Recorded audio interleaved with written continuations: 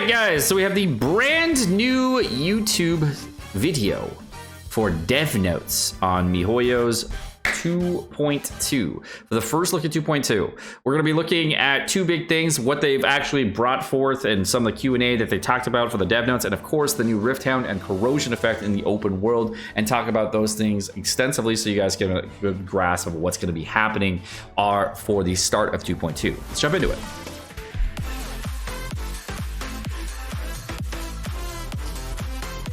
Okay, and then we'll bring in the thing. Okay, so we got a brand new dev discussion. New dev notes are out.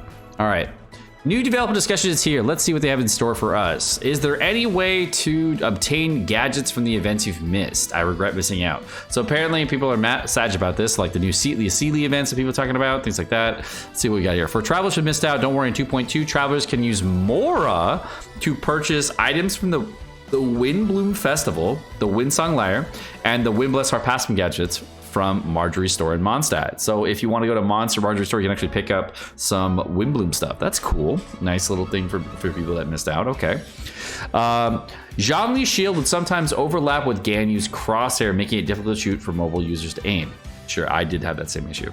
In 2.2, we've also worked to optimize this. We'll reduce the opacity of some of the effects that obstruct crosshair when bow characters are in aiming mode. Hopefully they fix Kazuha's ultimate too, because Kazuha's ultimate is like super annoying when you're like trying to look out from inside of it. So I hope they do something with that too. I don't think they have said anything, but we'll see.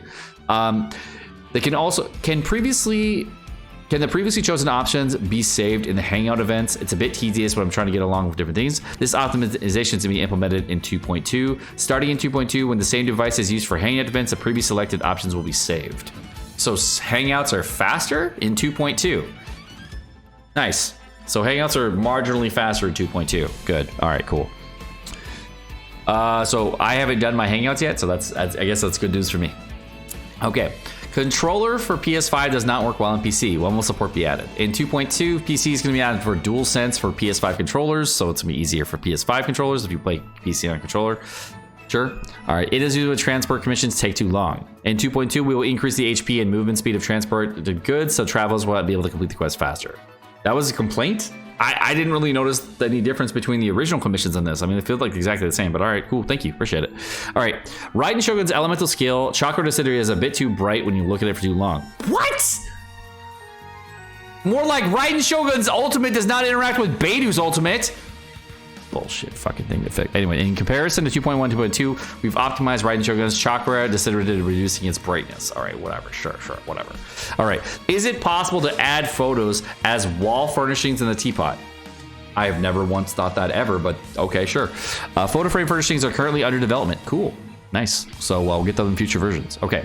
Could we see a lineup of the enemies when we're forming parties in Spiral Abyss? It's very difficult to remember the enemy lineup when forming a party. Okay, that's actually kind of needed at times when new Spiral Abysses are out. Yeah.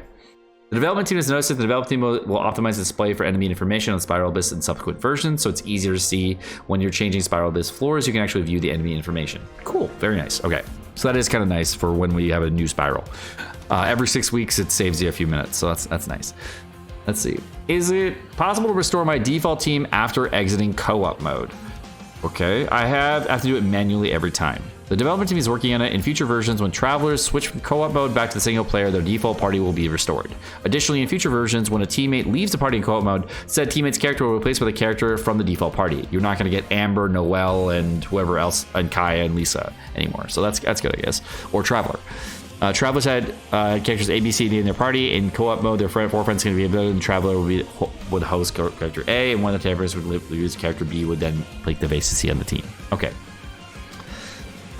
In version 2.2, we also managed to fix an issue in single player mode where the duration of the cooldown of opponent's skills would not stop when the game was paused. So you know how you could bug out the mechanical array and you could bug out the Primo Geo Vishap by hitting the map function and changing the creation? They're fixing that bug. So you will no longer be able to exploit the mechanical array. Okay. After the fix, some enemies will no longer be able to switch to another skill as quickly as travelers pause the game. Primo Geo Vishap, as it says here. Yep, Magu Kenki or Child. Let's Same thing. After the update, some enemies with different attack phases will not be able to change phases quickly just because the skill duration cannot be paused. For example, before the update, when facing Oceanid, travelers paused the game. The phase did not affect Oceanid's skill, so when the game was resumed, the Oceanid could enter the next phase and attack quickly after similar fixtures no longer. Well, they're fixing that bug, which I can totally understand them fixing, but can you just, fix Beidu's interaction with, with Raiden Shogun? Can you also fix the interaction with Shinku where he zooms in all the fucking way to his butt crack and then we have to zoom back out on mouse wheel the entire time? Can you fix the zoom interactions? That would be great. Thank you. All right. We're also getting the Inazuma Diaries for Sumuru Island. The Inazuma Diaries we get to the new Surumi Island. In 2.2, we get the new island. It's got the new Fog Island. It's located in the south of Inazuma, and there are a few people that dare to enter. There's going to be a new thing called Storm Stones. You actually infuse them with Electro. It's incredibly easy to lose one's way when moving forward in the fog. It's said that those who are not accepted by the mysterious fog will get lost before they finally be expelled, and ritual stone piles set up by civilization that inhabited Surumi Island are scattered around the island, and storm stones can be lit using Electro, and they will help you forge a path in the thick fog. Cool. That's nice. Okay. Specific paths. By following glowing stones, you'll be able to tread some specific paths through the fog. When you lose your direction in the mist, you can also rely on the guidance of these lights to find a new way. Cool. The remarkable chest. They talked about these in the dev live stream, or in the 2.2 live stream. These are for furnishing blueprints in the teapot. There's a new thing called fluorescent fungus. It's a mushroom that glows like night, and some curious power loot lies within. I don't know if they're mats, but there's something. Travelers will be able to face new challenges when floating through Surumi Island, and we have the new Rift Hound whelps. So this is what we're probably most interested in. This is the Corrosion monster that we talked about. It's a Rift Hound. Got some cool artwork here. The mature Rift Hound whelp, so it would seem. Okay, here it is. Attacks from the Rift Hound whelps and Rift Hounds can apply stacks of Corrosion status, which will cause all characters in the party to continuously lose HP. The Corrosion status, you can see it's on Amber right now, and you can see the little purple thing swirling around you, as well as the blood symbol down here on debuff across the party. And it looks like, seeing how even though you have a shield up, Corrosion can be applied to you even if you have a shield up. So shield meta, kind of dissipating at this point. Okay, so I don't know how their attack speed goes. They're not really showing it here. When an attack hits a character, all party members will be affected by Corrosion status. When a character is protected by a shield is hit, Corrosion status will also be applied. Yeah, so shields don't protect you from Corrosion status. So if you're going to be a Hu Tao main trying to use a shield to protect you with Zhongli and Hu Tao, that's not going to work against the open world monsters with Corrosion. And I can see if these enemies are introduced into the Abyss and they do attack you with Corrosion, Hu Tao again will have the same problem against these guys.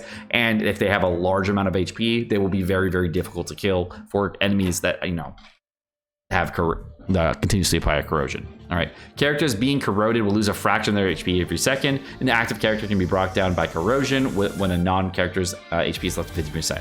So it doesn't actually show how much HP is being reduced, but see how Amber had 16,000 HP and she lost 80 HP? We can kind of extrapolate that since she lost 80 HP, it looks like she loses 0.5% of her HP every second. So 0.5% every second, you can't be brought lower than 15% HP. You can no longer be, when non-active characters is lower than 15, you can't lose HP to the Corrosion.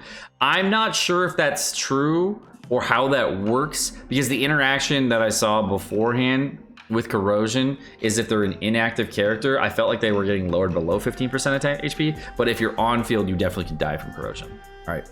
Additionally, when you take elemental damage from the respective element, Rift Hounds will enter a elemental devour state, which will allow them to fight more fiercely at the cost of lessened resistance to that particular element. So if you hit an electro version of the Rift Hound, they get more damage, or they have a new phase, but it also lowers their resistances.